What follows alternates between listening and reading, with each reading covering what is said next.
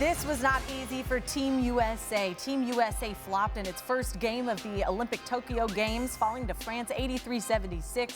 France was led by NBA players Evan Fournier and Rudy Gobert, while the U.S. got a combined 21 points from Damian Lillard and Kevin Durant, who both fouled out. The loss is the first for the U.S. men at an Olympics since 2004. The team will look to rebound from today's defeat when it takes Iran on Wednesday in another pool play game. We welcome in NBA analyst Tim Legler once again. Team USA, of course, is dealing with new players, these guys that haven't played together before. They're also playing on limited practice time. Some just flew in off of the NBA Finals. How does this team improve this chemistry, Tim?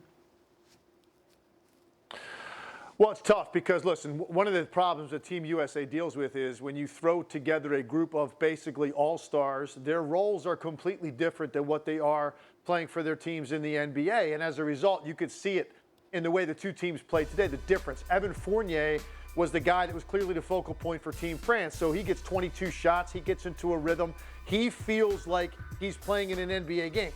For Team USA, it's a little bit different. You go long stretches without getting touches or shots. The only player on their roster that really had a run of rhythm was Jrue Holiday at the beginning of the fourth quarter when he had a little individual run that got Team USA that big lead there late.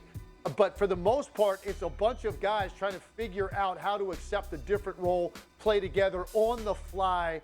Very difficult. They also, Ash, they have lost that awe factor. And when they played these teams in the past, typically that awe factor was worth 10, 15, 20 points.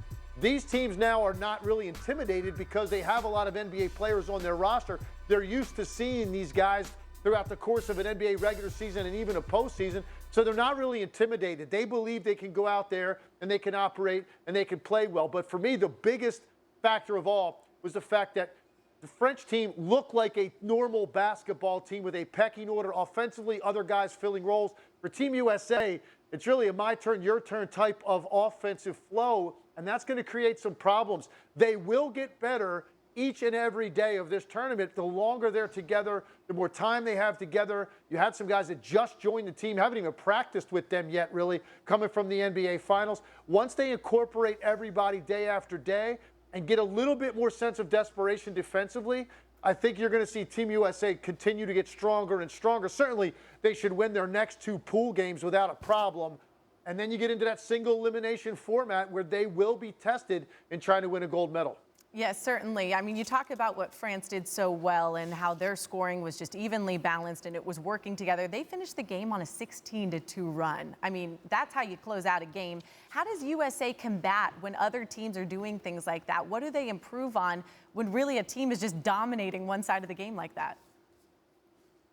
I think a couple of things they need to rely on. First is they need to understand that there's more to the game than the three-point line. And if you take a look at the way they closed it out, there were possessions when it looked like they were hunting the three-point shot. And I think they're going to serve themselves well by understanding they're going to be able to beat their man off the dribble pretty much any time they want to. Play some more drive and kick game. Get into the mid-range area of the floor. Get to the rim. Don't fall in love with the three-point shot. That's not necessarily the strength of this team.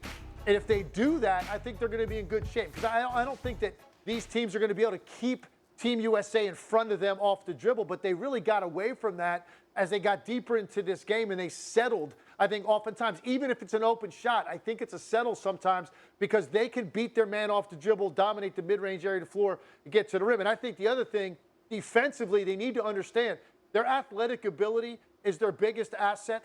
Their quickness, their length, their ability to recover, their ability to guard the three-point line. That you only saw one real desperate spurt out of this team, and it was at the start of the fourth quarter. And it ended up getting them a 7-point lead. Now, they weren't able to close the deal late. Their offense really let them down. But I think that desperation needs to start with the opening tip and understand they're going to have to work for 4 quarters against these teams. But ultimately, their speed should be something that disrupts any team's ability to run their offense. France looked very comfortable the entire game, particularly when the game was on the line. That's when they looked their most at ease, and as a result, they get the win. Yeah, as you mentioned, that desperation. We're going to see that on display, no doubt about it, Wednesday when Team USA plays Iran. Tim Legler, thank you for helping us make sense of something that I think all of us were looking at like, what is going on? So you're amazing. We appreciate you stopping by. Hey, the U.S. will get a couple of days off, rest, recuperate, and then they will play Iran Wednesday at 12:40 a.m. Eastern. Then a matchup with the Czech Republic, finishing off group play on Saturday. And if the U.S. advances out of group play, the quarterfinals will be August 3rd.